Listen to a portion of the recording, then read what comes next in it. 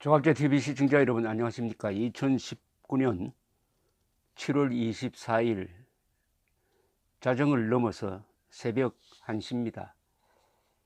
조갑제닷컴에 펀더빌드라는 필명을 가진 회원이 계십니다. 이분이 한일 관계에 대해서 사실에 기초한 글을 하루에도 몇 편씩 올립니다. 이 글은 일본에서도 번역되어서 소개되는 바람에 펀더빌드라는 이름은 한국보다는 일본에서 더 유명합니다. 일본의 글에 대한 반응은 다양합니다.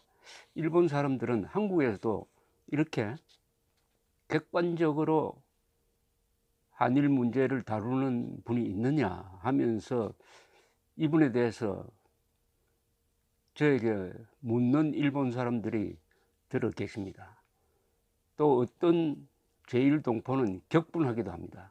펀더빌드가 너무 일본 편에 서서 쓴다, 뭐 이렇게 격분하는 분들도 계시는데, 제가 오랫동안 한 10년 넘게 이분이 쓴 글을 다 읽어보았는데, 이분은 한국 편도 아니고 일본 편도 아니고 사실 편에 서 있는 분이라는 생각이 듭니다.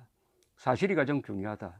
그리고 공정하게 보는데, 다만 한국의 언론이 90%가 일본에 대해서 편파 보도를 하니까 이분은 거기에 대한 반발로서 쓰다가 보니까 일본 편을 드는 경우가 많을 수밖에 없다는 생각이 듭니다. 그것이 균형입니다. 저는 그렇게 생각합니다. 그것이 나름대로의 균형입니다. 한국의 언론이 공정하게 일본을 보도하면은 펀더빌드 같은 분이 이런 글을 쓸 필요가 없는 시대가 와야 되죠. 그렇지 않습니다. 자, 요사이 다시 반일 종족주의가 기승을 부리고 있습니다. 그러나 과거와는 조금 다른 느낌이 듭니다. 이 문재인 정권이 너무나 거칠게, 너무나 수준 낮게 반일 선동을 하니까 거기에 대한 반발 또한 만만치 않습니다. 저는 좋은 기회라고 생각합니다. 이번에 우리가 일본을 어떻게 보아야 할 것이냐. 일본이란 나라는 도대체 한국인에게 어떤 존재냐. 우리의 생명, 재산, 자유를 지키는 데 있어서 일본은 적이냐 우방이냐, 이것을 분명히 하는 그런 국민적 대각성의 계기가 될 수 있다면 이 한일 갈등은 결코 낭비로 끝나지 않을 것이라고 생각합니다. 펀더빌드 씨가 막 올린 글이 하나 있습니다. 문재인 정권 100기 될 때까지 일본의 제재 지속될 가능성, 이런 제목입니다. 왜 이걸 소개해 드리냐면은 이렇게 솔직하게 쓰는 한국 언론이 없습니다. 한국 언론만 읽고 있으면은 어떤 생각을 갖습니까? 아, 일본에도 우리 편이 있구나. 일본에도 양심 있는 지식인들이 많구나. 그리고 일본이 국제사회에서 왕따 당하고 있구나. 뭐 이렇게 생각하는 착각이죠. 착각을 일으키도록 계속 한국 언론이 편파 보도를 합니다. 더구나 스트레이트 기사, 보도는 투명하게 해야 되는데 보도 뉴스에다가 일본이 도발을 했다든지 일본이 이런 억지를 내놓았다, 이런 억지, 도발, 강변, 이런 이야기를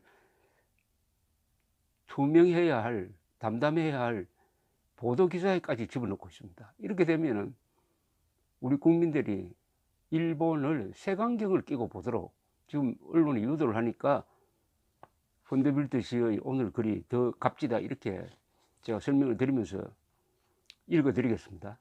간간히 제가 설명을 드리죠. 많은 한국인들이 일본의 제재에 몹시 화가 난 상태다. 불매운동은 물론 일본 대사관 앞 데모, 일본 영사관 무단 침입, 우길기 및 일본 수상 초상화 훼손 등 위험 수위를 넘나드는 수준으로 일본을 향한 분노를 발산 중이다. 문재인 정권은 이런 분위기를 사실상 조장하고 있다. 의병, 죽창가, 12척 등 자극적 선동 용어들은 그 발신지가 전부 대통령을 비롯한 측근들이다.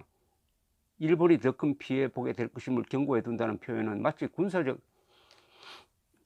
전쟁을 선포하는 포고문을 방불케 한다. 그런데 이 순간 문재인 정권과 많은 한국인들이 간과하고 있는 사항이 하나 있다. 즉 지금의 한국과 일본 중에서 과연 어느 쪽이 더 화가 난 상태인가 라는 점이다.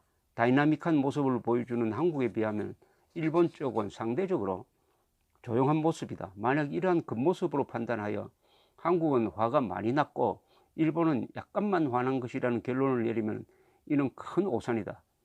적어도 이번만큼은 그렇다. 한국향 제재를 유도하는 일본 경제산업성 소속의 한 간부는 언론과의 인터뷰에서 이렇게 말했다. 일본의 제재, 괄호하고 수출 관리 행위보다 10배는 더 심한 것이 한국의 징용공 관련 행위다. 문재인 정권이 계속되는 한 제재를 계속할 수밖에 없다. 한국이 10배 더 심한 행위를 하고 있다고 느끼는 것은 이 간부뿐 아니라 이제는 일본의 많은 일반인 또한 그렇게 되었다는 정황이 곳곳에서 감지된다. 다만 속으로 칼을 가는 일본 특유의 스타일 때문에 이런 감정을 밖으로 드러내지 않고 있을 뿐이다. 문재인 정권은 골든타임을 놓쳤다. 그리고 그 이후로 문재인 정권은 노골적 반일 행태를 보이는 가운데 운동권 출신들답게 국제사회와 연계하여 일본을 압박하겠다는 방침을 사실상 천명함으로써 일본을 더욱 자극했다. 대내적으로는 하루가 멀다고 반일 선동 용어를 확산시키며 군중을 선동했다. 한편으로는 미국에 중재를 요청하기도 했다. 여기서 문재인 정권이 의미하는 중재란 이전부터 늘상 그래왔듯 미국이 또 일본을 향해 압력을 가하는 상황을 상정한 것일 뿐 그 외 상황에 대해서는 문재인 정권이 전혀 고려하지 않았을 가능성이 크다. 일본 정부는 문재인 정권이 보여주는 이런 식의 모습들에서 그나마 품고 있었던 한국을 향한 일말의 정남이조차 전부 떨쳐버리게 되었을 것이다. 그 이후 일본 정부가 한국을 대하는 시각은 실무자 회의 때 모습, 악수 없이 반팔 차림과 고노 외상과 한국 대사의 만남 장면, 한국 대사 향한 무례 발언 등에서 극명하게 드러났다. 지구상 어느 나라보다 예의 범절을 중시하는 일본이 이런 식으로 나왔다는 것은 사실상 이제 문재인 정권은 취급도 안 하겠다는 시그널을 보여준 것에 다름 아니다. 이쪽이 몹시 화가 난 경우라면 그렇지 않은 상대방 혹은 화가 덜 난 상대방으로부터 양보를 얻어내기 쉽다. 제3자들 미국 또한 이 경우 중재하기가 수월하다. 하지만 지금의 경우는 반대다. 이쪽이 몹시 화가 난 경우인데 알고 보니 상대방은 10배는 더 화가 난 상태다. 제3자들은 중재 나서기 어렵고 설령 중재하더라도 원하는 방향과는 반대가 될 가능성이 크다. 이런 상황에서는 아무리 트럼프가 중재에 나선다 쳐도 거기서 순조롭게 결론이 도출될 가능성은 없다. 이변이 없는 한 한국은 한 달 이내에 백색 국가 화이트리스트에서 제외될 것이고 이후로는 각종 일본산 소재나 장비, 부품의 구입에 큰 애로를 겪을 것이다. 독이 오를 대로 오른 일본 정부는 핵심 소재나 장비, 부품의 한국향 수출 허가를 문재인 정권이 백기투영할 때까지 이런저런 이유로 계속 미룰 가능성을 배제할 수 없다.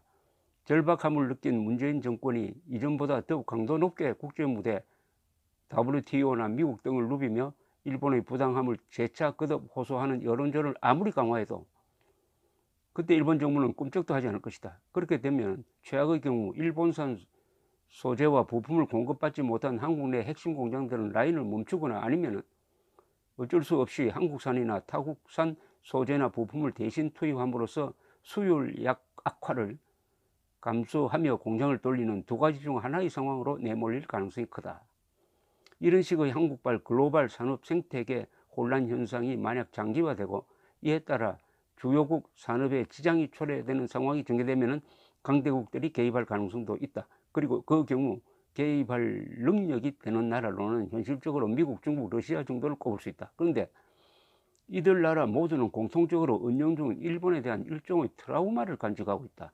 미국은 과거 전면전에서 일본을 이겼지만 그때 일본에 느낀 강렬한 인상, 진주만 가미카제 등은 내석 안에도 은연중 아직 남았다. 러시아는 말할 것도 없다. 과거 전성기 때 세계 최강 육군과 해군이 일본군에게 괴멸당한 트라우마가 아직 남아있다. 중국은 더하다. 과거 중국군은 일본군이 나타나기만 해도 도망가기 바빴다. 그런 트라우마가 아직 중국에 남아있다. 그런데 이러한 미국, 중국, 러시아가 독이 오를 대로 올라있는 일본을 향해 제대로 압력을 행사할 수 있을 것인가? 일본이 독한 마음 먹고 주변의 압력을 뿌리치면 더 이상 할 수 있는 방법은 현실적으로 없다. 쉽게 말해 일본이 작심하고 결행하면은 이를 물리적으로 제어할 수 있는 나라는 지구상에 없다는 이야기다. 이게 참 무서운 이야기입니다. 또 사실이 그렇고요. 얼마 전 일본의 한 언론인은 일본은 이제 모범생으로 남기를 거부했다는 언급을 하기도 했다. 일본 수상은, 아베 수상은 문재인 정권을 향해 가지고 나라와 나라의 약속을 지키지 않는 문재인 정권은 믿을 수 없다, 이렇게 이야기를 합니다. 그리고 외상은 한국 대사를 향해서 징용공 배상 판결은 2차 세계대전 이후의 국제 질서의 근저를 뒤엎는 것이다 라고 이야기합니다. 어느 나라에 대해서 이렇게 본질적인 거부 반응을 보이는 것은 아마 일본에서도 처음일 겁니다. 전쟁 당사자에게도 이런 말은 쓰지 않습니다. 그것은 이 펀더빌트 씨가 말한 대로 일본 사람들이 속으로 칼을 갈아오다가 이제 독한 결심을 했다는 것을 내비치는 것이 아니야. 그런데 문재인 정권이 물리적으로 이런 일본의 독한 마음을 꺾을 수 있느냐? 어느 나라가 일본의 독한 마음을 물리적으로 꺾을 수 있느냐? 한 나라도 없다는 지적입니다. 이 같은 사정을 앓고 나면 이번 사태의 결말을 예상하는 것은 그리 어렵지 않다. 문재인 정권이 백기를 드는 것으로 사태가 종료되는 상황 아니면 문재인 정권이 계속 버티면서 한국의 경제가 계속 망가지는 상황, 이변이 없는 한 현재로서 이 둘 중 하나가 될 가능성이 크다. 만약 문재인 정권이 계속 버티면 일본은 한국의 아킬레스건에 해당하는 금융카드, 즉 채권 회수까지 동원하게 될지 모른다. 독이 올라 여기까지 온 이상 일본이 이제 못할 일은 없다. 또 다른 선택지로 악화되어가는 국가 경제와 이로 인한 고통에 견디다 못한 한국인들이 문재인 정권을 권좌해서 물러나게 하는 방법도 있을 수는 있다. 다 떠나 분명한 것은 현재 돌아가는 정황을 종합하면 이번 사태와 관련하여 일본이 한국에 양보하는 일은 결코 없을 것이라는 점이다. 안타깝지만 문재인 정권의 고집불통이 이대로 지속되는 한 한국 국민들은 각오를 단단히 하는 수밖에 없을 것 같다. 그야말로 문재인 정권이 공약한 한 번도 경험하지 못한 나라를 목전에 두게 되었다.